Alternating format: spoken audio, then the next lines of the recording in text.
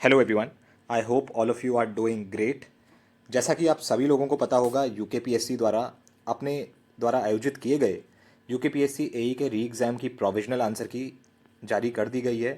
And at the same time they have also open the link for raising objections, जहाँ पर आप अपने objections different questions को, जहाँ पे भी आपको डाउट लगता है या आपको लगता है दैट एक से ज़्यादा उत्तर सही है या कोई भी उत्तर सही नहीं है या there has been a printing error as far as the questions are concerned, वहाँ पे आप अपना ऑब्जेक्शन रेज कर सकते हैं।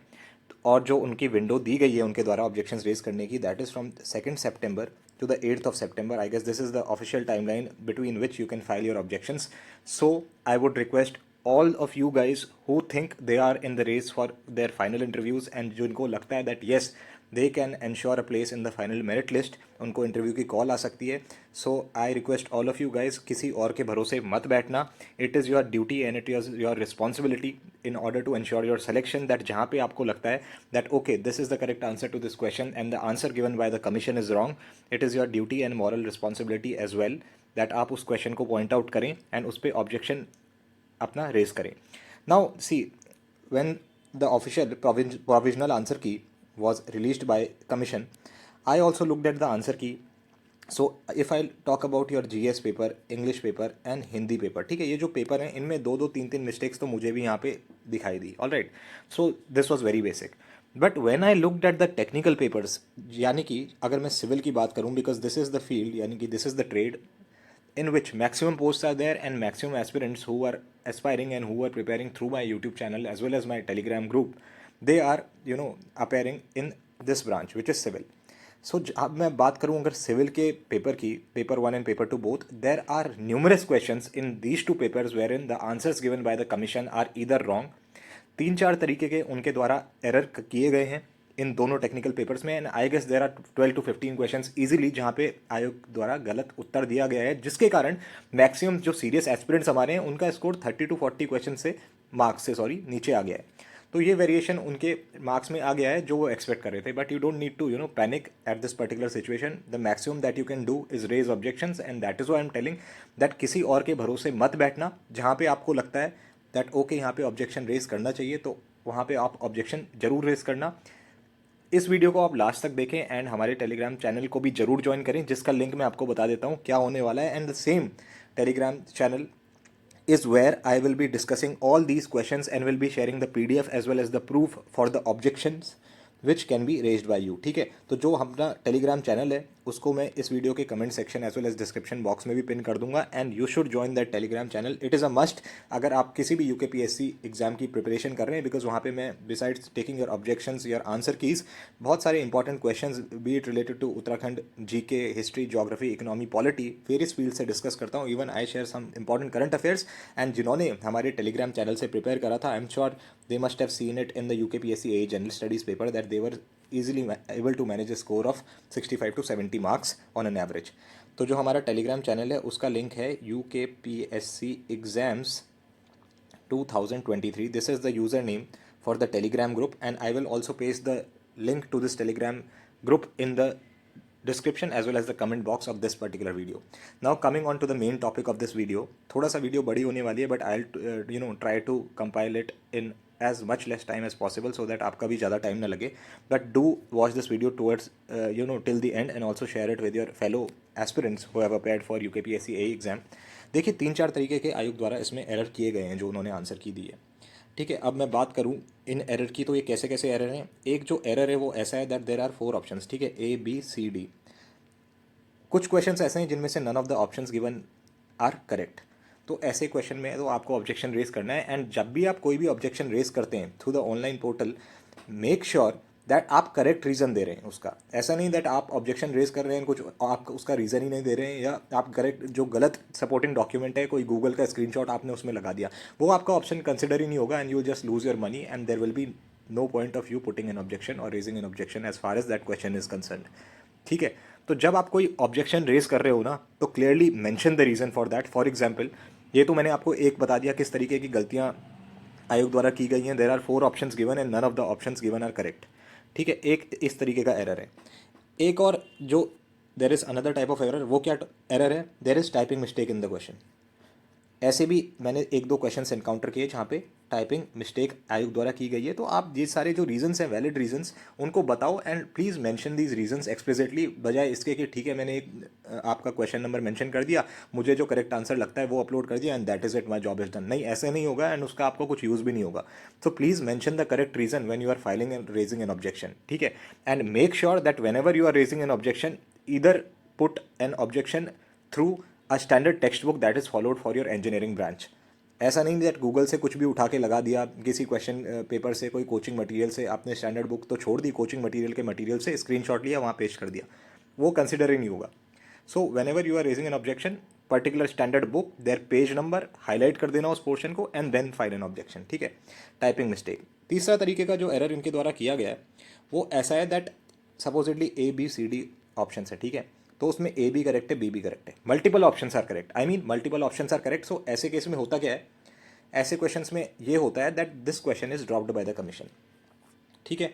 अब जब ये क्वेश्चन ड्रॉप हो जाता है तो supposedly there are 100 question, let me talk about your GS paper, आपके 100 क्वेश्चन है इसमें, ठीक है, एंड 10 क्वेश्चन आर ड्रॉप्ड, तो बचे कितने, 90 क्वेश्चंस। तो आपकी जो मार्किंग होगी ना, the weightage for each question will increase, because अभी भी 100 तो मार्क्स रहेंगे ही and the weightage for each question will increase. ये किस तरीके से मैनेज होगा, यानी कि किस तरीके से आयोग आपका फाइनल स्कोर बनाएगा जब कुछ क्वेश्चन डिलीट हो जाते हैं, ये आने वाली स्लाइड्स में मैं आपको इसी वीडियो में बताऊंगा। सो लास्ट तक इस वीडियो को देखें एंड मैक्सिमम शेयर भी करें अपने फ्रेंड्स के साथ। तो चलिए without wasting any time let's see what all are the questions where in objections can be raised and let me show you some concrete proofs regarding those questions.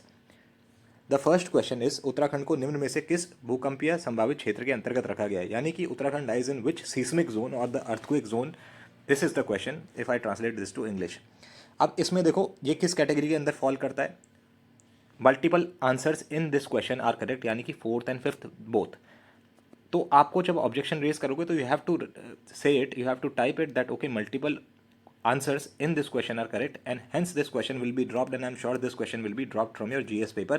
Proof देख लेते हैं कहाँ से मैं बता रहा हूँ आपको। देखो साइट कौन सी है, UN office for disaster risk management, making cities resilient, my cities getting ready. इसके डायरेक्टली मैं इस पैराग्राफ पे आ जाता हूँ, सेकंड पैराग्राफ पे, the Himalayan foothills witness many earthquakes and are seismic sensitive area, that's why whole of the state of Uttarakhand comes under seismic zone 4 and 5 as per Indian seismic zone zonation map, ठीक है, यहाँ पे clearly mentioned है। So there is no other doubt, आप directly official website है यार, तो इसको डायरेक्टली कोट करो and make sure that you raise an objection regarding this particular question. Alright, moving on to the next question. Next question is from your civil engineering, I guess this was a question from your paper 2 of civil engineering. बहुत basic question था and इन्होंने I don't know how they have framed this answer की, कैसे question framing हो जाती है। Question था which of the following is the secondary air pollutant, ठीक है, सेकेंडरी एयर पॉल्यूटेंट कौन सा है। Now both the options here pan and ozone both are secondary air pollutants and let me look at the source। देखो यहाँ पे देखो आप secondary air pollutants डायरेक्टली देखते हैं। so this has been shared by one of the aspirants and he has done a commendable job, उसने highlight करके भी यहाँ पे दिखा रखा है। Important secondary pollutants are ozone भी दे रखा है, पैन भी दे रखा है। So multiple answers are correct in with respect to this particular question. Okay, moving on to the next question, excessive growth of dash causes eutrophication.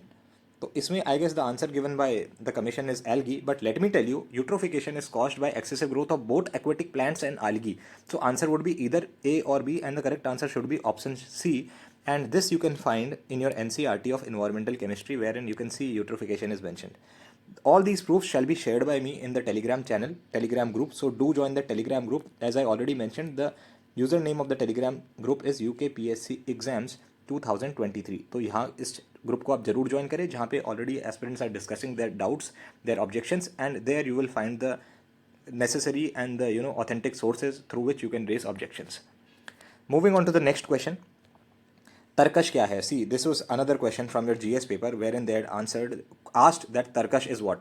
So of course it is a military exercise that we all of know, Indo-US military exercise है Tarkash, but it is also an app which was developed by the Ahmedabad, some of the corporation in Ahmedabad in Gujarat। तो इसका एक official screenshot आप वहाँ पे लगा सकते हैं। So this is both an app as well as a military exercise, though I know that the most apt answer to this particular question will be a military exercise, but this is also an app.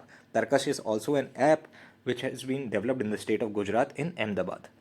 All right, moving on to the next question. Next question is from your English paper, which is the opposite of the word restrained. Now the answer given here, I guess by the commission, is accelerated, which is obviously correct. There is no doubt about that. And this was the question from passage. Passage से आपका question था. अब होता क्या है ना, जब passage के क्वेश्चंस होते हैं तो it is completely up to the interpretation of the commission, वो कैसे उसको इंटरप्रेट करें. Answer could have been promoted as well. So if you want, you could raise an objection regarding this particular question. Moving on to the next question, I dash go there if I were you. ये तो बिल्कुल आयोग द्वारा गलत answer इसका दिया गया है. The answer given by the commission is I guess C, which is not at all correct. You must raise an objection. And ऐसे क्वेश्चन मेरे हिसाब से डिलीट नहीं होने चाहिए. They would be, the answer to this question would be changed and there would be no impact on the scores of aspirants who have marked the correct answer. All right, ये delete नहीं होने चाहिए. ये तो answer आपके correct हो जाएंगे. They won't be deleted.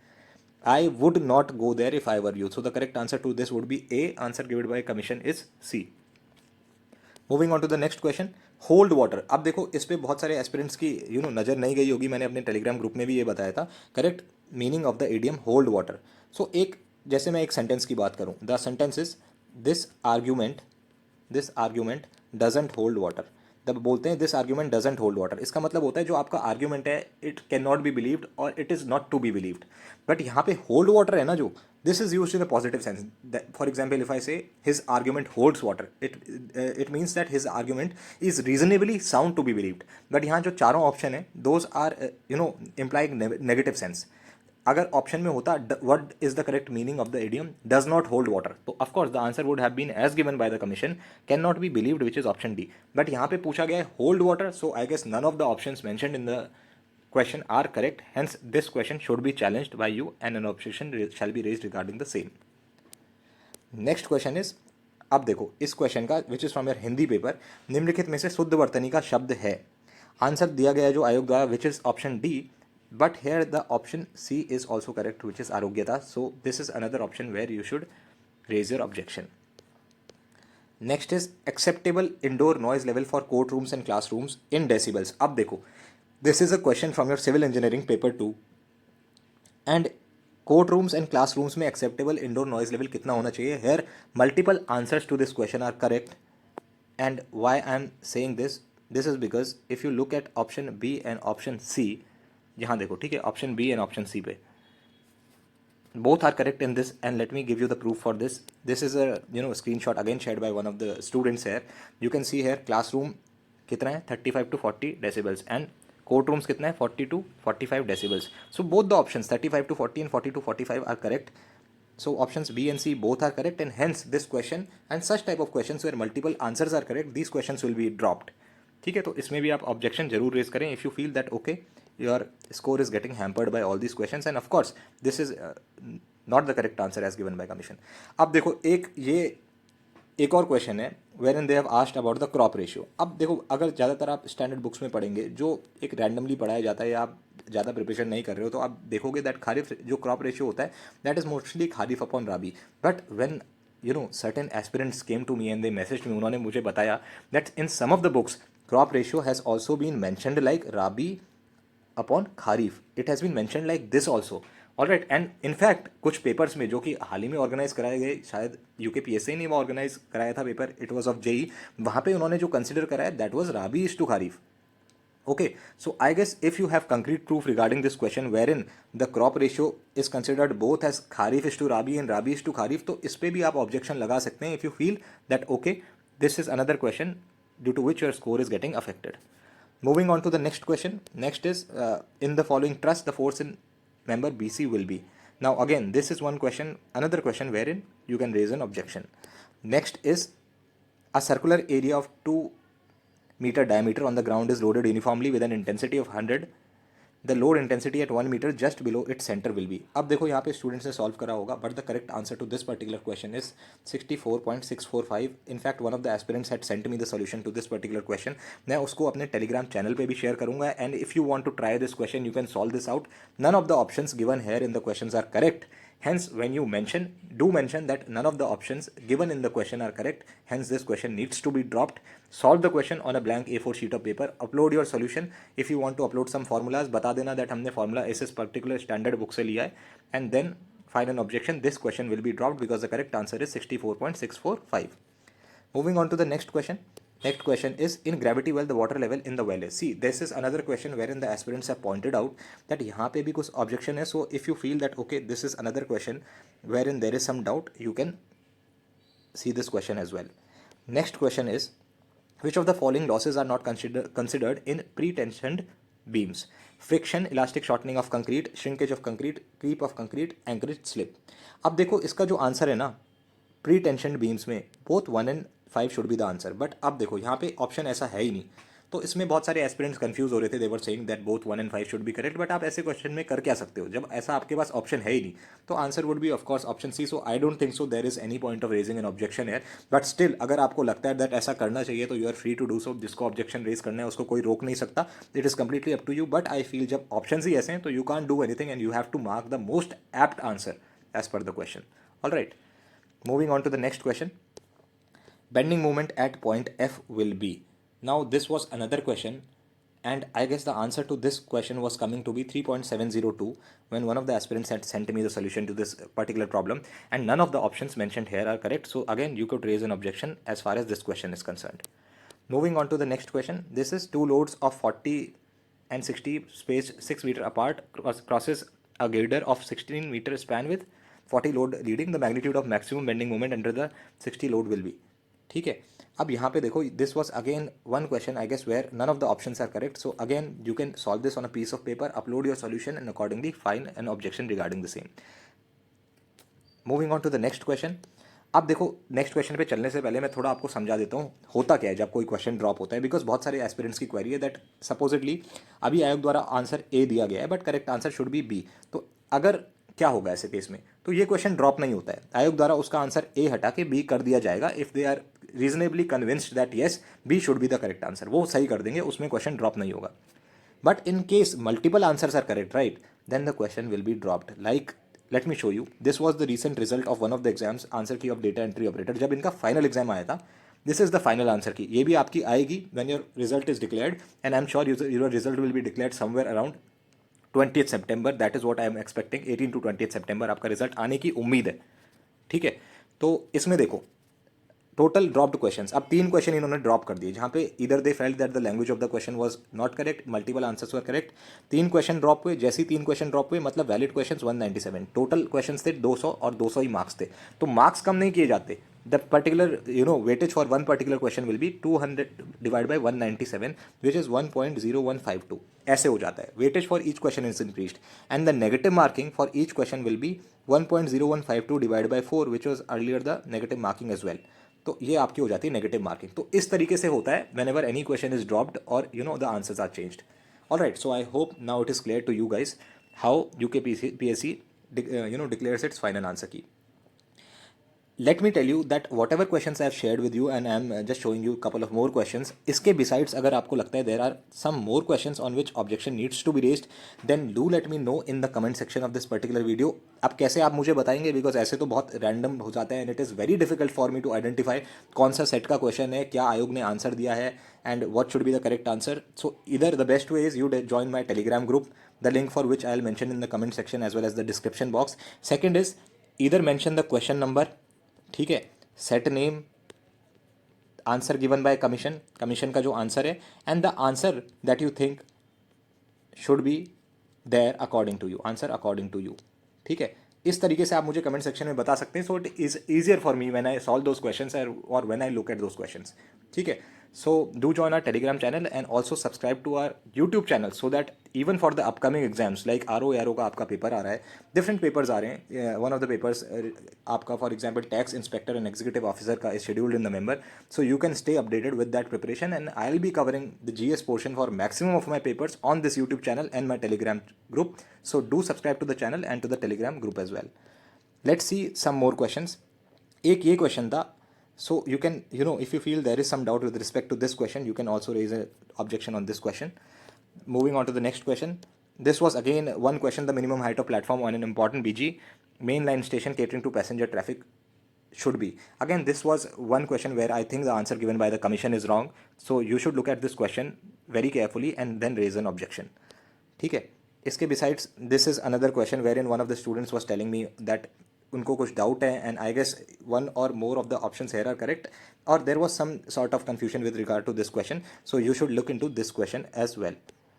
All right, and again, this is your question number 57. What is the percentage loss of pre-stress due to an anchorage slip of 4 mm in a concrete beam of length of 30 meters, which is post-tensioned by a tendon subjected to an initial stress of 1500?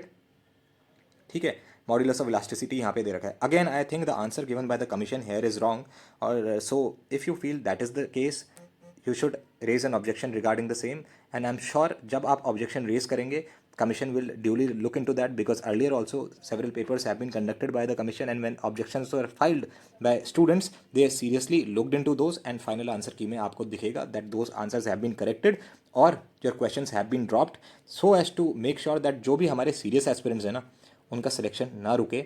So I request all of you guys, किसी के भरोसे मत बैठना. जहाँ पे आपको लगता है जो क्वेश्चंस मैंने शेयर करें, and besides these questions also, if you feel there are other questions जिनके आयोग द्वारा गलत आंसर दिए गए हैं या जिनमें डाउट है, so with concrete proof, with proofs, ठीक है, and those two from standard text books और सम स्टैंडर्ड सोर्सेज, या प्रीवियस ईयर क्वेश्चंस हो आपके एई एग्जाम्स के, जेई एग्जाम्स के, उनको आप एक बेसिस बना के ऑब्जेक्शन रेज करें. Do let me know so that I can make another video and let you know that okay, these are another few questions wherein you need to pay your attention to. All right, aspirants, all the very best. Do join my Telegram channel, the link for which is in the comment box as well as the description box. Hope you liked the video, and do share it as maximum as possible with your fellow aspirants. All the very best.